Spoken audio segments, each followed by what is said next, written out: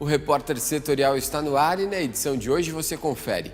Cerca de 7.000 celulares foram roubados ou furtados na região durante o primeiro semestre deste ano. Mesmo com o frio, Pindamonhangaba comemorou o aniversário da cidade com mais uma corrida de rua. Tem a segunda parte da reportagem especial sobre o dólar.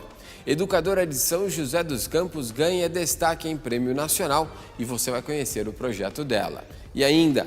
Você pode imaginar que alguém que um dia saiu à caça de emprego na sua pré-adolescência está hoje distribuindo muitas vagas e muitas oportunidades? A Fabiana Araújo está hoje aqui para falar sobre a corrente do bem pelo emprego. Olha, pode ser também uma grande chance para você. Preste atenção, é já, não saia daí.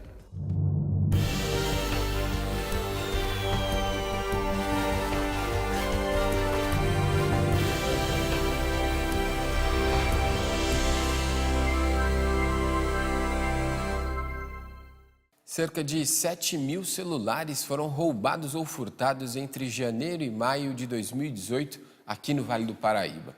O levantamento foi realizado pela Secretaria de Segurança Pública do Estado de São Paulo nas 39 cidades da região. Apesar do número elevado, o resultado apresenta melhoras na comparação com 2017, já que no mesmo período do ano passado foram quase 8.200 aparelhos roubados ou furtados. Neste ano, fevereiro apresentou o maior número de boletins de ocorrência, 1.547.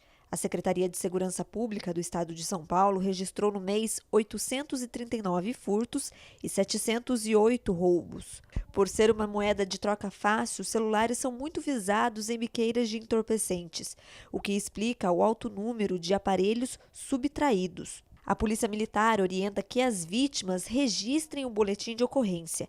É importante ter em mãos o e-mail, que é o número de identificação do celular, como se fosse o RG. Esse número normalmente vem impresso na caixa do aparelho. Outra forma de consegui-lo é digitar no celular, asterisco jogo da velha 06 jogo da velha. Com posse dessas informações, a polícia tem condições de verificar se os telefones apreendidos são de furtos ou roubos e, com isso, podem fazer a devolução ao dono. Mas para não correr o risco de ficar sem o celular e não fazer parte das estatísticas, é preciso tomar alguns cuidados ao manusear o aparelho em locais públicos. Primeiro cuidado, se é na rua, é você não andar com ele exposto, porque é o atrativo. Então a gente vê muito acontecer na rua, furto de celular, porque a pessoa estava desatenciosa, estava com o celular exibindo ele, estava numa condição insegura. Então o primeiro cuidado é você não expor que você está com o celular.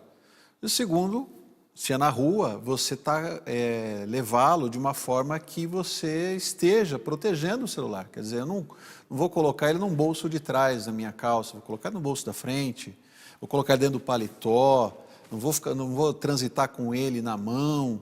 Então, quer dizer, primeiro é você não se expor. Segundo, você guardá-lo de uma forma que seja segura, que está dentro do seu controle. Muitas mulheres são furtadas porque coloca na bolsa, a bolsa está para trás nas costas. Quer dizer, então, se está na bolsa, tem que colocar a bolsa para frente, tem que segurar a bolsa com o braço aqui na frente e a bolsa tem que estar fechada. Parte dos aparelhos tem como destino os presídios da região. A Secretaria de Administração Penitenciária estima que somente nos 6 primeiros meses deste ano, mais de 1.700 celulares foram apreendidos no interior ou nas proximidades das unidades prisionais do Vale do Paraíba e Litoral Norte. A alta é de quase 10% em relação ao mesmo período de 2017, época em que aproximadamente 1.600 aparelhos foram localizados. Em 2018, cerca de 84%, ou seja, 1.509, do total de apreensões ocorreram em Tremembé. O clima frio deste domingo não impediu a participação das pessoas na corrida de Pindamonhangaba, realizada na região do Parque da Cidade. O evento faz parte da agenda de aniversário do município, que é comemorado neste mês de julho. A primeira largada, às 8 horas da manhã, abriu o evento no Parque da Cidade. A 12ª corrida de Pindamonhangaba contou com mais de 5.000 inscritos e com participações de atletas amadores e profissionais. O clima frio de inverno logo esquentou com o calor da competição. Pois é um desafio para a nossa vida saber como é que está nosso corpo. e só a gente fazendo esses treinos, participando para saber. E hoje eu estou orgulhosa de mim mesmo. Acostumado a competir em eventos esportivos, o auxiliar de logística Francisco de Paula manteve o bom desempenho físico durante todo o percurso, mas ainda não foi desta vez. Esse ano não, né? Pro ano que vem, quem sabe, né? A galerinha aparecendo de fora, tem o queniano aí também, então acho que pro ano que vem, acho que o perdão é melhor ainda, né? Então, pra mim tá ótimo, né? Estamos treinando para São Silvestre agora no final do ano também, né? Acho que as oportunidades estão aparecendo. Fui campeão em Brasília já, né? Fui 18º no Rio de Janeiro, na meia do Rio.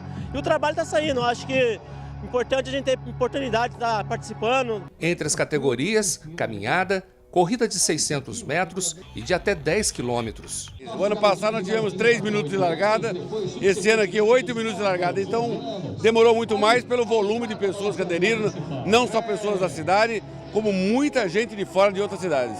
Os atletas que conseguiram os melhores resultados foram premiados com medalhas, troféus entregues pelos organizadores do evento. A maior corrida gratuita do Vale do Paraíba. Eu acredito que isso atrai um pouco mais o público, né? É uma tradicional, já são 12 anos fazendo essa corrida, segundo ano no Parque da Cidade. Eu acho que é a presença da população mesmo.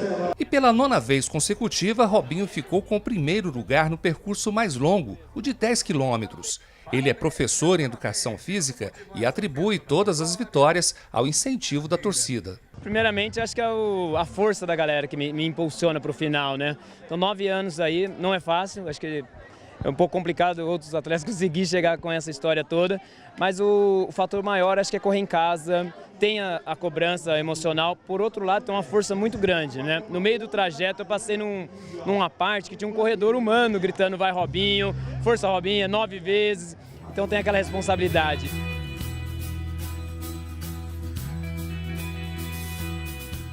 A partir desta segunda-feira, o Detran de São José dos Campos abriga também o setor de protocolo da Secretaria de Mobilidade Urbana da cidade. Segundo a Prefeitura, a mudança foi feita para unificar os serviços municipais e estaduais de trânsito e transportes.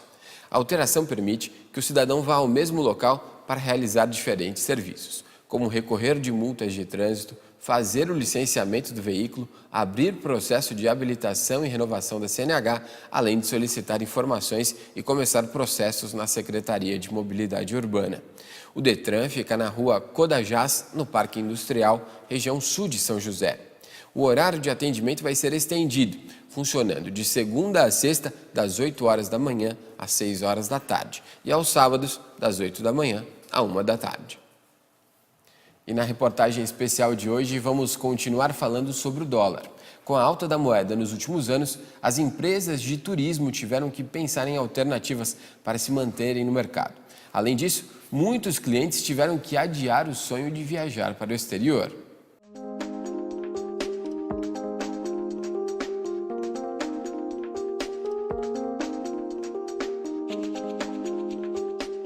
Nem sempre o dólar foi referência internacional.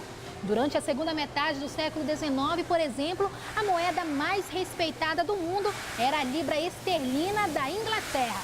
Até então, a grande potência mundial.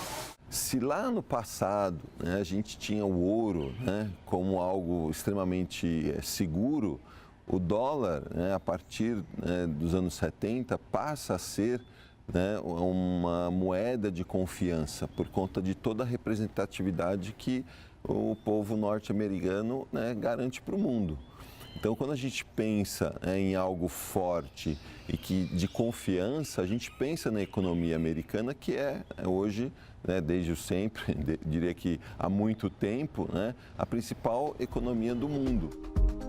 O tempo passou e hoje o dólar é referência internacional. E o aumento da moeda americana atinge também o consumidor. Tem um automóvel que você tem, vai comprar uma peça, as peças estão caras, entendeu? A mão de obra caro, você não tem condições nem manter um automóvel, nem a gasolina também dá muito caro você reduzir para você ter condições de ter um automóvel. Porque são questões econômicas, né? Questão de exportação e importação. E tudo isso afeta a nossa economia diretamente e indiretamente. E claro, os produtos, né? Muitas das coisas que a gente compra são importados. Então isso mexe muito com a balança econômica do nosso país. Bom, eu fui uma que adiei a viagem, que ia viajar com a minha neta, minha filha, nós íamos para a Disney, e o aumento do dólar nos impossibilitou de viajar. Estamos indo para o Nordeste, viajamos na quinta-feira, dia 28, porque para Orlando, para a Disney, já não deu para ir. Com o aumento do dólar, as empresas de turismo tiveram que pensar em alternativas para se manter no mercado.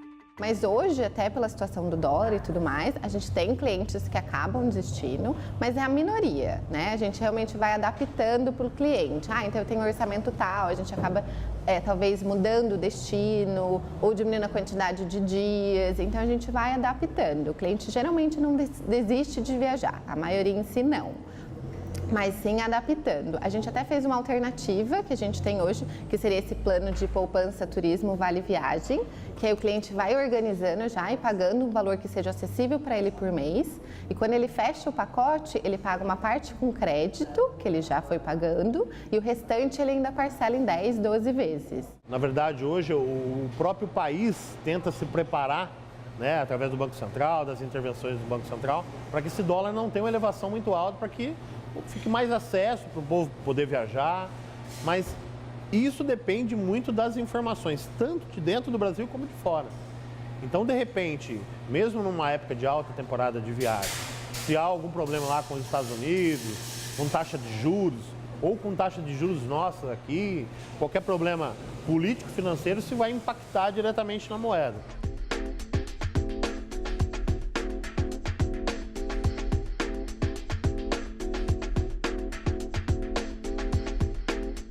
Um cliente queria, na verdade, Caribe, mas ele queria vários dias. Ele queria tipo de 10 a 12, 14 dias. Aí realmente estava ficando muito alto, a gente diminuiu um pouco de dias, mas aí ele ficou meio triste, que ele queria ficar mais. Aí acabou que ele vai se organizar para ir no próximo ano e pagando o valor que está, né? Que não tem como para onde fugir. Mas chega a ter cliente que desiste, mas desiste assim, prorroga. Diria que ele não desiste, ele prorroga, né? Não vou agora, mas vou me organizar, já vi mais ou menos a faixa de preço e vou o ano que vem. Acho que a maioria das pessoas querem entender, né? Por que de repente, o pãozinho que eu compro na padaria, né, começa a aumentar, se o que está acontecendo é lá. É que nós temos na nossa economia dependência de importação de alguns produtos. Então, no caso, a farinha de trigo, né, nós importamos muita farinha de trigo. Então, e a gente paga em dólar. A partir do momento que o dólar sobe, então o quanto o importador paga por essa farinha aumenta. Então, lá na padaria vai ter que aumentar o preço também.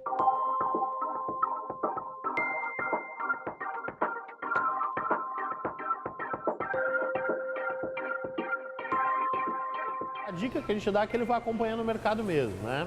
Para alguns clientes nossos a gente faz esse monitoramento, a gente vai acompanhando o mercado e assim que o mercado tem uma queda, uma leve queda, a gente já avisa, fala, é momento de comprar para que ele não tenha perdas, né? Ele consiga, com isso, ter um pouco mais de pulmão para comprar sua moeda e conseguir gastar lá fora.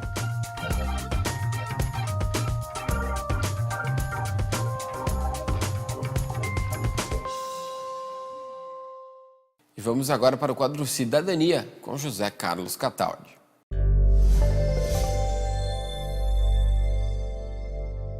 Amigos, o Brasil é mestre em fazer cortesia sem qualquer planejamento, sobretudo nas questões humanitárias. É linda a solidariedade, mas sem planejar a coisa fica muito difícil. Imaginem vocês que da noite para o dia, sem qualquer aviso prévio, chegam a Corumbá, no Mato Grosso do Sul, fronteira com a Bolívia, 1.300 haitianos, alguns com febre, outros com mulheres grávidas cheias de problemas. A cidade só tem um hospital geral, que é a Beneficência Corumbaense, que é da época da coluna Prestes e não tem condições de atendimento bom a todos os corumbaenses, ladarenses e ainda os bolivianos de fronteira, tendo agora mais 1.300 haitianos.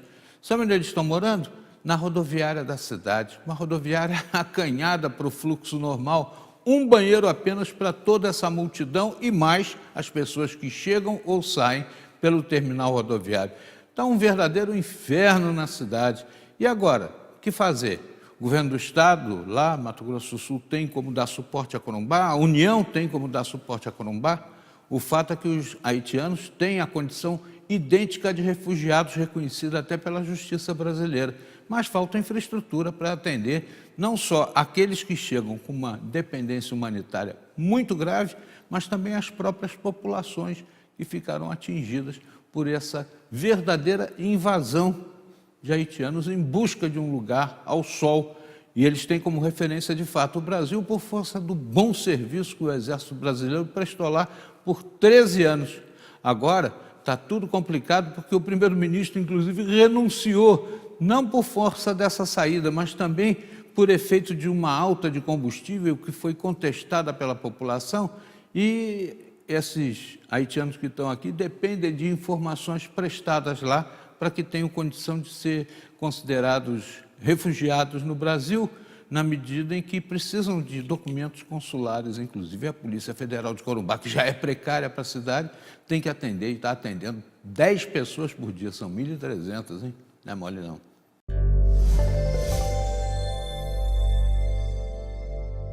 Vamos para um rápido intervalo e na volta você vai ver a nova forma de se informar sobre os preços de combustíveis. Nós voltamos já.